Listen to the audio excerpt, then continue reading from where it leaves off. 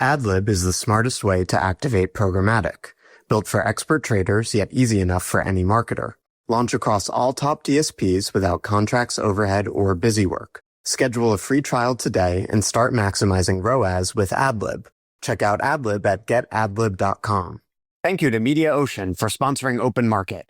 It started with some friendly banter on X, and now we're running a series of ads recapping the 13 announcements they made in June. Last week was the integration with Disney Compass. This week it's the Spark Matrix by QKS.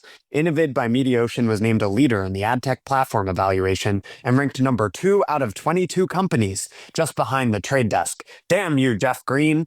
I ranked number 2 out of millennial adtech entrepreneurs Eric has financially or metaphorically invested in. Damn you, Dan Pantello. I will be Eric's favorite millennial. There's only enough avocado toast for one of us. Tune in next week for another news highlight and visit MediaOcean.com/pod to learn more. Welcome to Open Market, a podcast about building companies in the advertising industry. I'm Joe Zapp, and I'm joined by Eric Franchi and Twitter personality Auren Hoffman. I love it. Now it's X, Yeah, that's true. They're on the times, Joe. There's no more illustrious job for a VC, as you can both relate to, than being a Twitter personality. Oh, it's the best. So I would assume most of the listeners know Auren as the original founder and CEO of LiveRamp. And we're going to talk about LiveRamp. We're going to talk about adtech. But we'd love to just start by talking about you a little bit, Auren. I did a quick scan of everything you're involved with, or seemingly publicly involved with. There seems to be more. So you invest in 100 companies a year at Flex Capital. You run what appears to be an incubator in Incubate. You write prolifically, you have 2 newsletter lists. You co-found companies. You posted that you're co-founding a company in the personal productivity space on LinkedIn the other day. You have a podcast, World of DaaS. You post all sorts of contrarian ideas and funny observations on X, and you make cool sketches. So what'd I miss? Mostly family stuff. How are you so productive? I want to know the secret. I think one of the things, if you want to look at just generally look at people, is look what time scale they operate in. And you'll find that a lot of people who are really good at their craft, they optimize for a very specific time scale. There's some people who are authors, and then they can do things over months at a time and get super deep into months. They may have to write every day, but their arc, they're doing one thing per month or one thing per quarter or something, right? And then everyone is kind of has a different personality. So I would say my personality is much more of a plotter. I have a to-do list. It's a very simple to-do list. And I literally just go through the to-do list in order every day. Sometimes I don't finish it, and then I just move it to the next day. So I've got kind of that 25-minute, I can do things very, very well in 25-minute increments. I really admire those people who are deeper thinkers.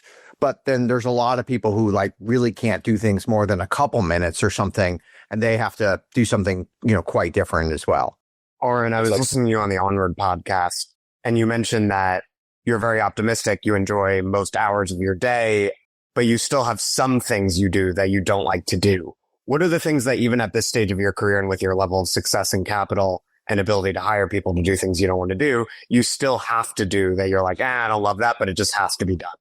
Whenever you have to do something that doesn't happen all the time, it's very hard to optimize around that, right? So, if you did something that happens every day, you could optimize around it. So you can build a process, you could hire someone to help you, you can get an API, there's all these different things you can go do. But if there's something that's happening very infrequently that you do, then, those are harder to, so there could be something around the house that if something around the house happens all the time, I don't know, you have to clean the house, you can hire someone to do that. But something around the house happens very infrequently. And, we all have these types of things, whatever, your bike breaks or something or whatever, very infrequently, then, there's always this higher cost to being able to have somebody else do it or have a system. And work is just like that as well. So you just have lots of things at work that are happening all the time. Hopefully you can at some point you can invest and build a process around that or get technology to help you, et cetera. And then even there, it's hard because those things break or the person you hired didn't do a good job or they left and you have to retake it. So these things are always really hard. But when they're happening very infrequently, especially very infrequently at random time schedules, then you just got to jump in and sometimes do it. And sometimes those are fun, but sometimes those are a little bit of a slog. I probably know the answer to this in terms of what your preference is, right? Like running a company versus this portfolio of things that you have now. What brought you to this point of having your hand in so many things? These things are always hard and everyone makes different decisions here. So I like being an operator. I like actually doing the work. I'm not like a strategic guy. Like there's some people out there, even in the ad tech world, who are like super strategic and kind of like big thinkers. And I've never been that. So I'm very much like in the details of things. So I'm probably more of a COO than a CEO, but like to have some variety in doing other things as well. So I wouldn't say what I'm doing is optimize. If you're really optimizing for building something like massive, probably just do like one thing all day. You wouldn't do anything else. But of course, like no one's life is optimized. Like no one in the world is like purely just about one metric and trying to get that one metric to go up. Everybody is very complex. Even like Elon Musk, you'd think he's the most ambitious person in the world, but he spends like, 20 hours a week playing video games. He's doing because it's fun, and he enjoys it. So even someone like Elon Musk is like not optimizing his life. Yeah, I feel like there's a sort of philosophical question that every entrepreneur and person with a lot of opportunities has to navigate, which is, do you go like all in on one thing and the compounding of just being like the ultimate expert in that thing or that business? Or do you do a lot of different things, especially as a lot of opportunities arise? If you're optimizing for wealth and for experience, it's almost always better to do one thing. And then maybe later in life, you can do the other stuff, but it's still probably like, then you're just more optimizing for experiences, optimizing for fun, etc. So would you say that earlier in your career, you followed the former path, and as time has gone on, you've sort of tried to maintain a deep connection to certain things? While I followed the former path, but I still was always dabbling in random things along the way. And I think I would have been more successful if I was more focused. But then, everyone has different personality constraints that are out there. And maybe my constraint was I would never be able to do it, even if I wanted to do it. Joe, ask the money question you've been dying to ask. Yeah, I heard you on MoneyWise, Auren, and something you said that I found really refreshing, because I think a lot of entrepreneurs engage in sort of like false modesty around this question, is you were like, yeah, I mean, I made a lot of money, selling LiveRamp and all the other things I've done, but I still would like more money. Is that just because having more money is fun and it allows you to do cool stuff? Or is it because like money is a like benchmark of success? How do you think about it? I think it's the benchmark that's, it's a scoreboard, and it's literally the easiest thing to measure. There's nothing easier to measure than dollars, right? And so you can, you're optimizing. Again, as I mentioned, no one optimizes for money, not even Elon Musk. Like literally no one is optimizing for it. Like we're all doing other types of things in our life. We're all spending tons of time, looking for other things, meaning and fun and relationships and so many other things in life. So it's not something that anybody optimizes. And most people don't even spend like even the majority of their day on money. Most people are spending like way, way, way less than that on it. So they're really not optimizing for it, but it's just the easiest thing to measure, which is why we measure it.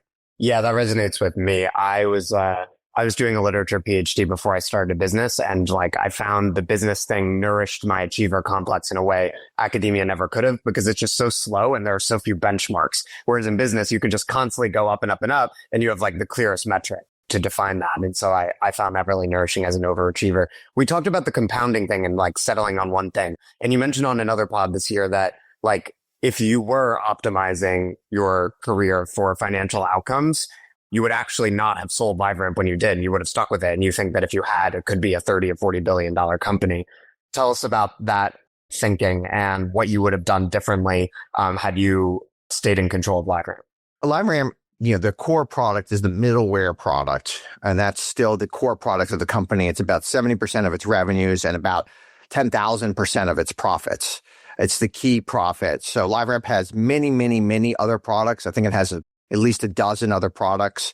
I think one of those products is profitable. The rest of them are extremely unprofitable, and none of the rest of them are the number one in their market. Most of them are the number 4 or 5 in their market. So I think the first thing is just like focus on the main thing, best companies focus on the main thing. They don't do what I do, which is just like have a portfolio approach, right? They're really, really, really focused at doing like one thing super well. They're the main company in the middleware market. They have 75+% market share in the middleware market, yet almost no investment is going to that. So just make that better.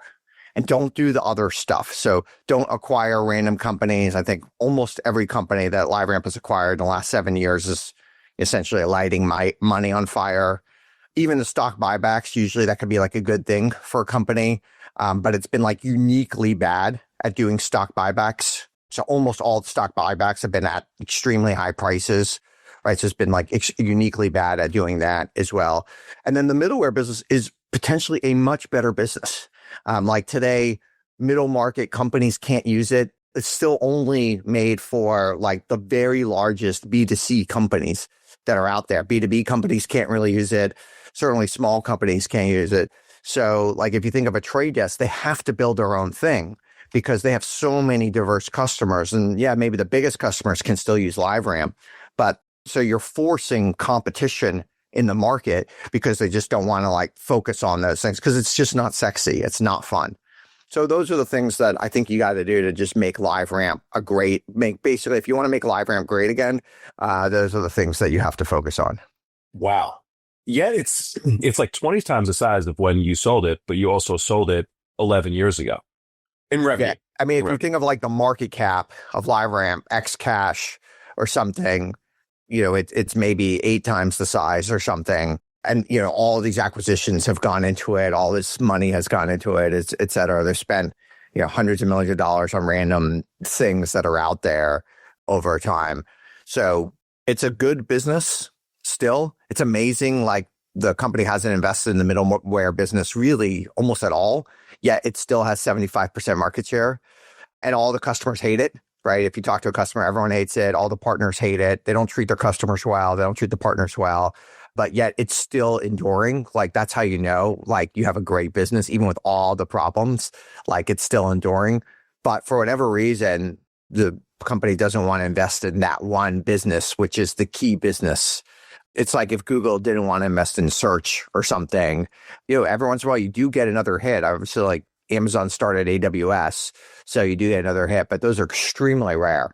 And making sure the main thing is the most important thing of any business. So the assessment is double down on what works, invest in the product, like make it better for customers, and then expand the market for it. All the other products hurt their main business. So not only do the other products are out there, but they're like literally competing with their partners. And it's one thing if you want to compete with your partner and win. So if you use your leverage to like push out a partner and win, okay, it is what it is. And, but at least you have a great business. But it's another thing, like if you're competing with your partner and you've got like the 5th best product out there and it's very unprofitable and it's not really growing or not winning, well, then it's like a double loser. It hurts your main business and you don't get any benefit from it from the new thing that you're doing. So it just doesn't make sense to go do it. Now it's sexy. Some of the things that they've launched are sexy and fun. So I could see how you want to get out of the unsexy thing of the middleware because it's very boring, the middleware business. But the middleware business is where it's at. Well, I know people from LiveRamp listen. So if any of you want to come on and talk about it, you're welcome to. I would say most of the core people there agree. It just doesn't happen, So yeah, you had this epic post about LiveRamp and just like lessons learned and some of the things that you did really well.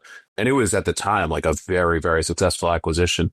If you think back, what's like the biggest mistake you made at LiveRamp that other founders, because we have a ton of founders that listen to this, might be able to learn from?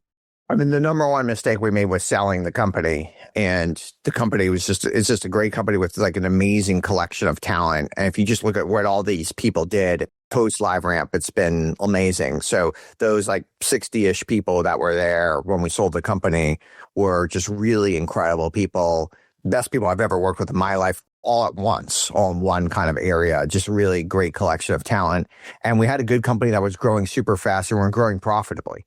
So this was not like one of those money losing companies at the time of the sale. We were growing quite profitably and quite quickly. But I didn't realize one thing when you're in the business, sometimes you see all the duct tape that's out there, all the little chicken wire you have to make everything going. And so you think it's uniquely vulnerable. So I didn't appreciate the business until maybe 6 months after we sold it. One of the best things, but if I recall, towards the end was Ramp Up. You started this conference called Ramp Up. I don't know why, but like everybody came. It became this like galvanizing event around data in marketing, and it's sustained for the next still there. 11 years. Still great. Still there. Yeah. Still great. Yeah. It's literally the second most profitable product at LiveRamp right now. Ramp Up is. Yeah. It's actually like if you had to keep one other product, it'd be Ramp Up.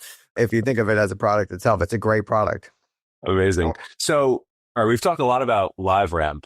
LiveRamp is, obviously, still an ad tech company.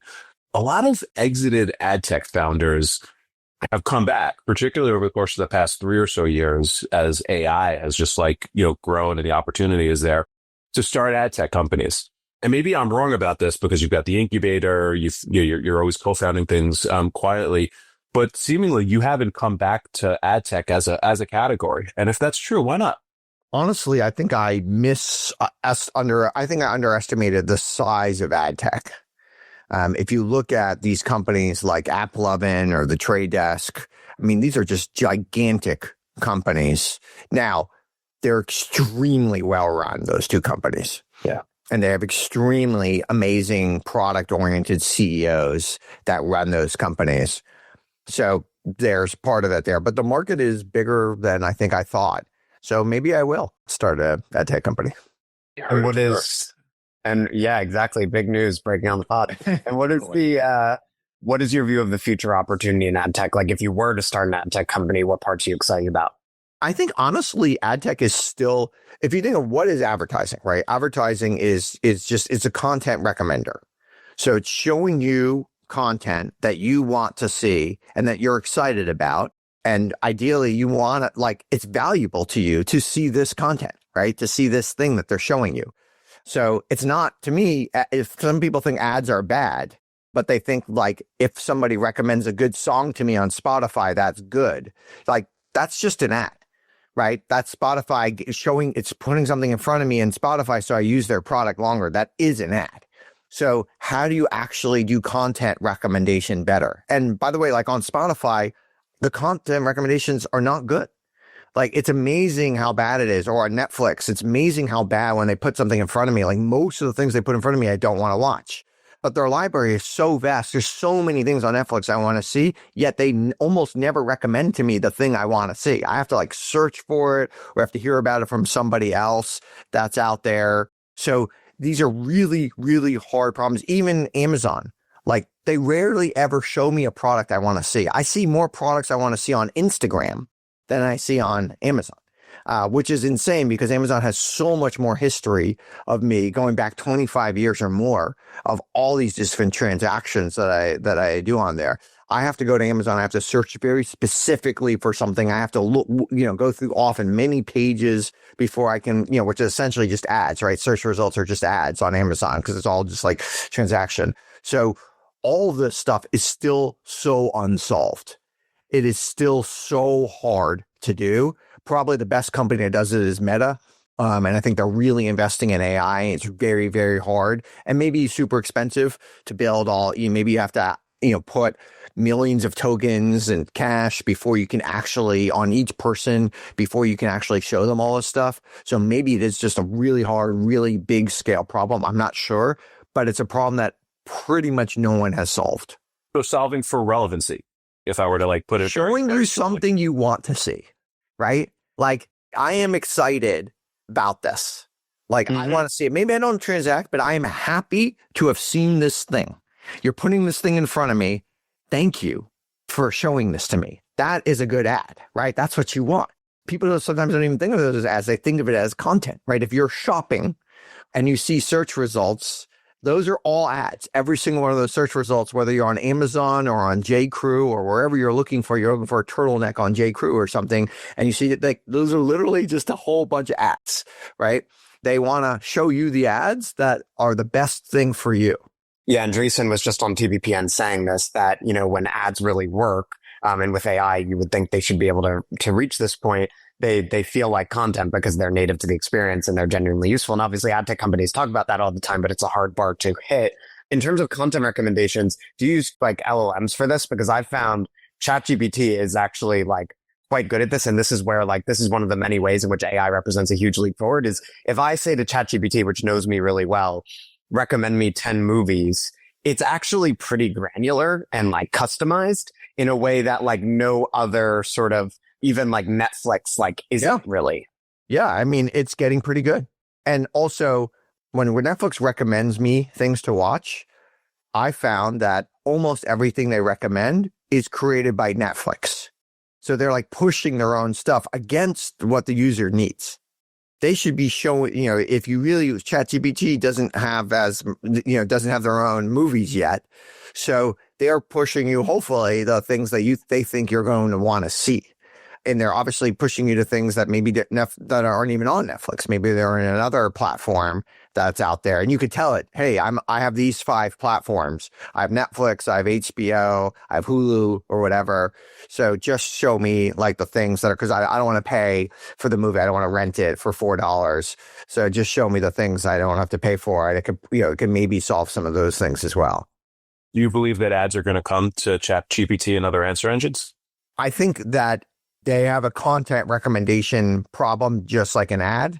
Well, how they monetize it, I don't know. So they may or may not monetize it in a traditional advertiser way. Some people will, like I think like eventually maybe like a Perplexity will advertise in some sort of way. But I think to make these things really good, they do have to take the user's best interest. And when they slowly move away from the best interest of the consumer, then the product is degraded. And you don't want to degrade that product.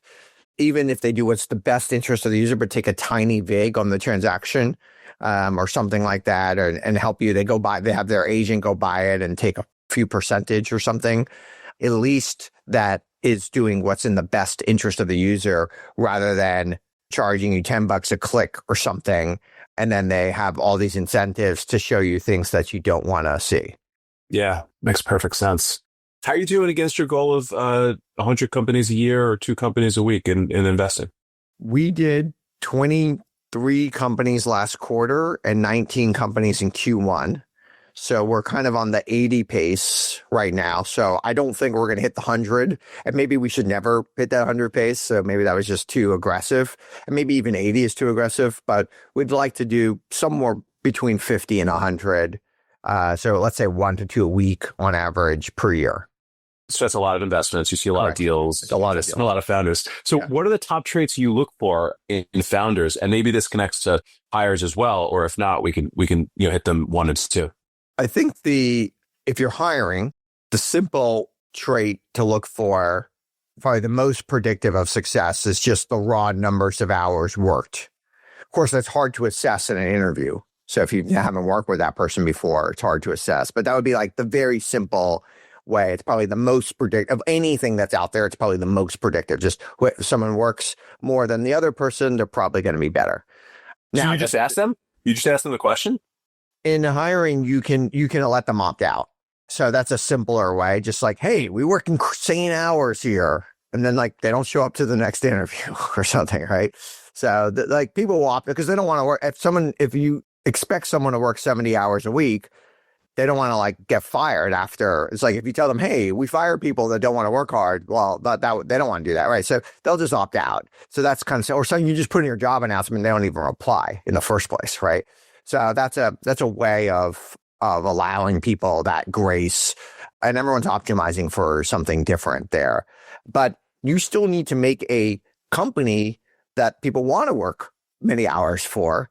And of course, there's a company person match, right? There's a culture fit. So just because that person worked super hard in your last company, and maybe lots of people are working super hard in your company, for whatever reason, they might not be the right fit for that company. So I think these things are really hard, or they might not be in the right time in their life, or lots of other things that could happen. So I think these are really, really hard to do. And then the second question is, how do you predict if that person's going to be the 10Xer? It's much easier to weed out the bad employee. So someone isn't going to be productive at all. The question is, how do you differentiate from the good to great? And I haven't figured that out yet. So if anyone else figures that out, that'd be great. But I've worked with a small number of like amazing 10Xers in my life. And obviously we hired them or funded them or whatever. But a priori, I don't know that I could have predicted that person would have been the 10Xer. And what about founders? What are the top traits of founders that you found?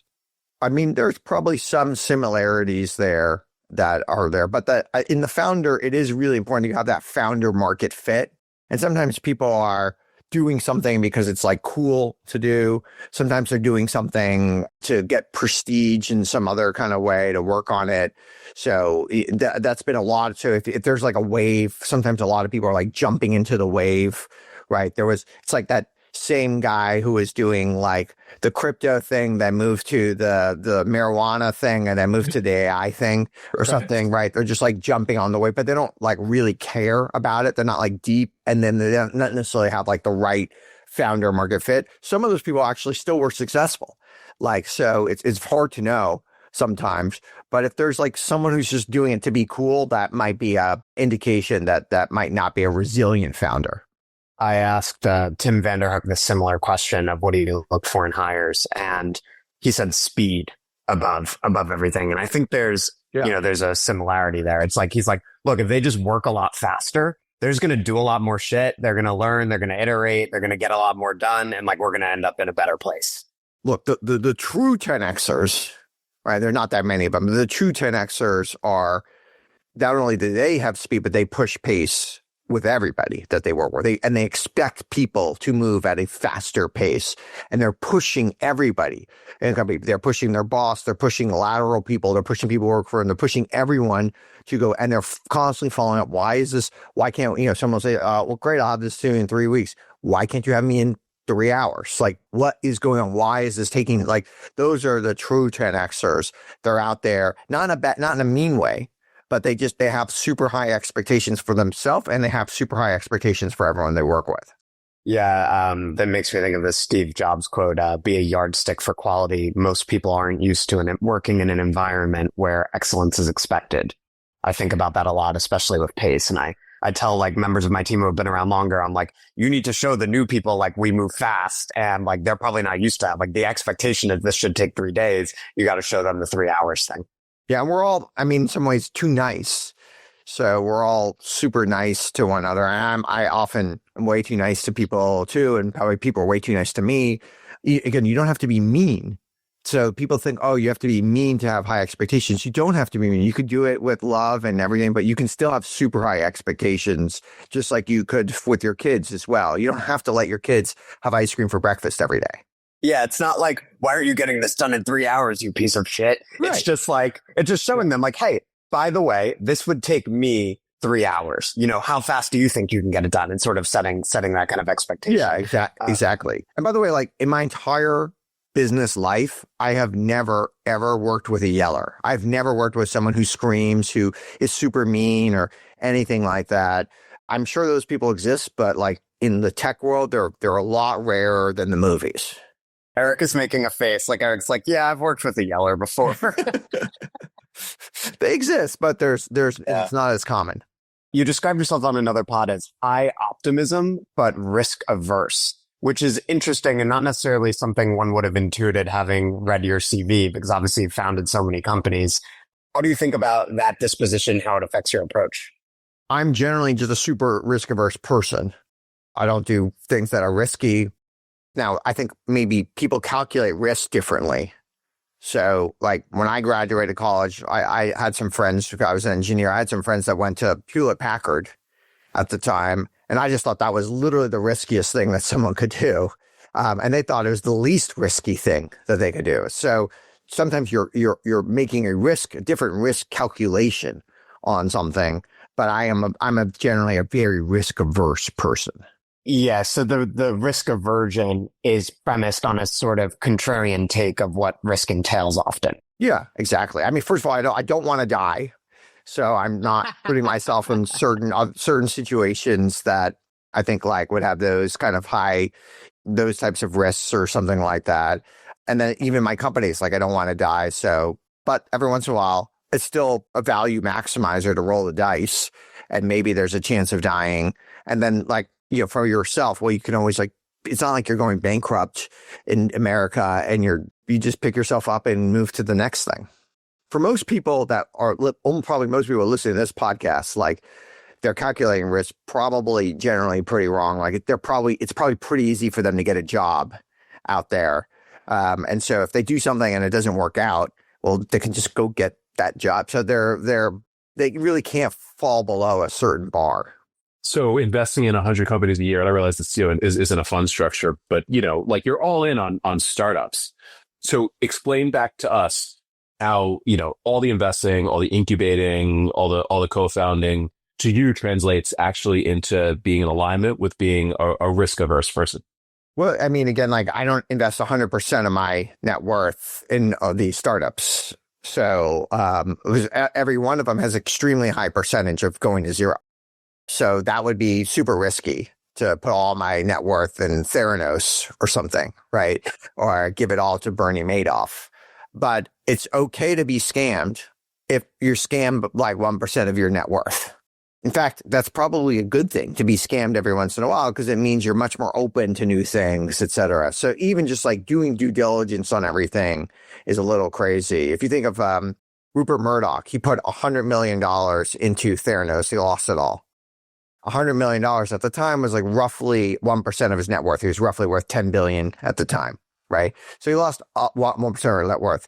Now, just calculate your own net worth, and if you lost 1%, it would be annoying to lose 1% of your net worth. You'd be like, oh, I wish I didn't do that. But it wouldn't affect you at all day to day. And probably the reason he was worth $10 billion at the time is he's made lots of deals that worked out really well. And that particular one didn't. And so you could say, oh, Rupert Murdoch is so stupid to have gotten scammed by Theranos. Or you could say, Rupert Murdoch is so smart that he has invested in lots of things. And Theranos was just one of the random ones that didn't work out. Yep.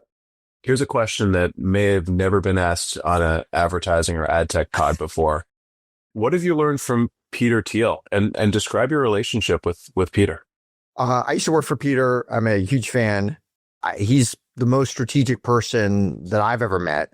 He's also extremely courageous. So, I mean, for myself, I'll never be as smart as him. I'll never even be half as smart as he is. But maybe one day I'll be at least half as courageous as he is. And so he's just a great person to know. He's been a mentor to me and someone who I admire as well. What has he taught you specifically? Because I've read it. Everybody's read it about him and his stories and obviously everything he's done. I mean, if you just think of the different archetypes of people of what they are, and I mentioned earlier, I'm kind of more the plotter, more very in the weeds and operational. He's definitely much more on the strategic. He's extremely strategic thinker, and it's interesting. When I was younger, I always thought oh, I want to be strategic, and then end up working for him and meeting him. Okay, well, now I know what real strategy is. I just never going to be that. I just never going to be at that level that's out there. He just has such a gift, and he works on it too. So obviously he's honing his craft and getting better and better and better at it. But I imagine I didn't know him when he was 15 years old, but I imagine even then he had this kind of gift that of this kind of strategic thinking. So Peter Thiel taught you about yourself. I think all people you interact with teach you about yourself. How does he hone his craft? Unpack that a little bit more. I don't totally know, but he does seem to get better and better at it. And it's very hard to get better at something when you're at such a high level.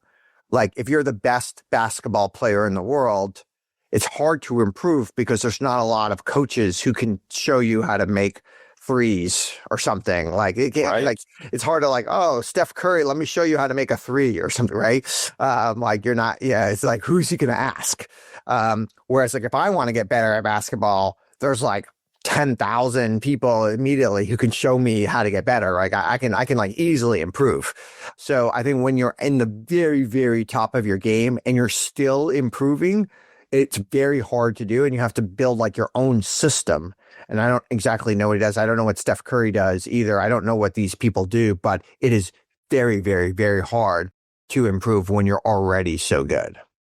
there's a through line between what you were saying about your time at LiveRamp and misunderstanding at the time, just what an amazing alchemy of people you had around you. And then like what you learned from Peter, like this ability to understand people and then learn about yourself in relation to them is a huge part of business. I know you posted recently about like the EQ, IQ thing, right? Another thing Tim Vanderhook said where he was like, I was like, what makes a great founder? And he's like, EQ, IQ, drive, like, which I think a lot of people wouldn't expect from him, that necessarily like that the EQ thing would be such a big component of it. Talk a little bit about that and how important EQ is and what you've learned about it over the years. I think EQ is extremely low importance and maybe negatively correlated with success. And wow. If someone says I'm in the top 10% of IQ, they're almost like, I would say 99% of the time, they're in the top 25% of IQ. They have a pretty good understanding of their IQ. If someone thinks they're in the top 10% of the EQ, they could be anywhere. There is no correlation with where they're at EQ. I think people have no way of assessing their own EQ, but almost everyone can assess their IQ. And I don't think other people actually are that good at assessing other people's EQ either. But they're quite good at assessing people's IQ. So it's just a very tough one to measure. It's very tough to go around. Most of the most successful people that I know have very low EQ. In fact, like most billionaires, I would say their EQs are pretty low that are out there. So I don't see the correlation that's there. And especially in this world, I think in like the 80s, where we live in a world where like building relationships, knowing people, networking was very important. You know, the most preeminent job in the 80s was the investment banker. Now investment bankers, like they make less than everybody. Like they even make less than the lawyers today. So they've dropped dramatically on the totem pole. And the people who have just like deep knowledge about things, the PE people, the hedge fund managers, like the lawyers, et cetera, like their incomes have risen so much faster than the investment bankers. And that's generally because EQ is just less important than it ever was. It's interesting because I think first there's a distinction between IQ and EQ in terms of self-recognition, because from the time you're little, you're like, taking tests and you're like, all right, you have to be really delusional to have like a really bad understanding of where your IQ stacks up. That's probably true. But, yeah. Whereas EQ, much more amorphous. But I think that like understanding people, it does often come up, especially in like sales, right? Like you have to understand what does someone really want, but that you're also pointing to a distinction between like people who like make an incredible amount of wealth. And maybe there's like the 99.9th percentile and above of like people who generate wealth. A lot of them are doing things that actually aren't very relational, whereas the vast majority of us commoners actually have to do a lot of that relationality stuff. Like you really, like if you're a sales guy, right, you might be in the 99th percentile, but to get there, you need to really understand like what different people want and how to get it to them. Whereas if you're like the hedge fund manager or the like B2C tech founder, not so much. Yeah, that might be right. I mean, I think EQ is important. Obviously, it's not an unimportant thing, but it probably peaked in the 90s. And even if you think of, okay, who was the president in the 90s? It was probably the highest EQ president we've ever had, the Bill Clinton, I feel your pain type of thing. And then, you go from Bill Clinton later to Barack Obama, who's very cerebral, like, not interacting with Congress very much, pretty low EQ. So I think the world has moved from like high EQ being extremely important in most jobs. Still important if you're like trying to rise up the ranks in something. So if you're trying to rise up the corporate ladder, like, well, you have to play politics, and playing politics is an EQ game often. And you throw people out on the bus. I don't know what people do when they're climbing the corporate ladder in these things. But if you're actually trying to create something, trying to do something, trying to actually build value, EQ's important, but it has less importance than the other things. All the middle managers out there are like, Auren, EQ is so important to what I do. I got to deal with all these people. I got to deal with all these bureaucrats and get them to love me. And especially as we move more to bots and we move more to APIs and other types of things, or even contractors that you can kind of spin up and spin down. Managing people is also less important than it ever was. So hiring is less important. Managing all these things that were like super important in the 20th century are way less important today. That was the most important skill in the 20th century, was being able to hire and grow talent. There was no thing that was more important than that. In the 21st century, the most important thing is being able to select and manage your vendors. And almost every company has way more vendors than they do people. And so you have to get good at that. There's no business school courses on how to do it. There's no books on how to do it. We're all just like learning from scratch right now. Some people are some people are at a C-, and those are like the best people that are out there. And most people are Fs at that particular skill. And so as we get better at that skill is a much different type of skill. It requires still some EQ, but it might not require you to be in the 90th percentile of EQ. That's a great point. And even, Joe, to your point about sales has evolved a lot. Sales today is as much about like specific knowledge around products, specific knowledge around like customers, specific knowledge around, how to make applications versus like steak dinners and ball games. Yeah, that's right. If you're selling a commodity product, like back in the day, like if you think of like the old school ad tech. See, if you think of ad tech, there's kind of two. If you think of ad tech 20 years ago, there was two parts of ad tech. There was the ad and the tech. And there were companies who were on the ad side, and they were basically selling commodities, and they were doing the steak dinner and taking out that 23-year-old media buyer from WPP out to the Yankees game or something like that, right? And then there was the tech side, and that salesperson was very product oriented. They were like getting deep into the product, and sometimes they were like they might even be like very introverted, looking at their shoes while they're doing it, but they were very passionate about the product. Those companies were better companies, and I think today those salespeople are better salespeople. You're blowing our mind here, Joe. You wanna hit Auren one more before we let him go? Well, I think we just hit on one of our last questions, which was, what is one thing a lot of people you respect believe that you disagree with? Because I think it's very easy to be like, there are a lot of dumb beliefs out there and whatever. But like a lot of people, maybe in the business community respect, what's something they commonly believe that you think is wrong? Yeah, and I would say that EQ thing is probably something that very few people agree with me on. Yeah, I think that's a good example. Any others that immediately come to mind? For whatever reason, a very high percentage of people I respect have a deep appreciation for the arts. And my appreciation for the arts is somewhat non-existent or extremely low. I would say most art is marketing. And this is where almost everyone I know who I have a respect for would disagree with me on. Yes, I'm not going to lie. As someone who did a PhD in literature once upon a time, I heard you on another pod be like, you can use AI to become a master of like all these different art crafts in like 2 minutes. And I was like, I don't know about that, Auren. But I appreciate the disagreement there. My mom was an artist, and I think her art's amazing, but I don't think she ever sold anything for more than a few grand. So yeah, cool. Auren, of all the places people can find you and all the things you create, where should we point the listener to learn more about you and the things you're working on? Well, as you mentioned earlier, I am a prolific X poster. I love it. I probably shouldn't spend as much time on it as I do. It's like sometimes a huge time suck. Sometimes like, you're like 20 minutes into doom scrolling. You're like, why am I doing this? But I'm on there. I'm at Auren, AUREN on X. And I respond to things if somebody wants to at me or whatever. I'm very excited to engage there. Amazing. Find him on X. Joe, you want to take us home? Yeah, Auren, thank you very much. We'll see you again. Thank you, Eric. Thank you, Joe. Appreciate it. We'll see you next week, everybody.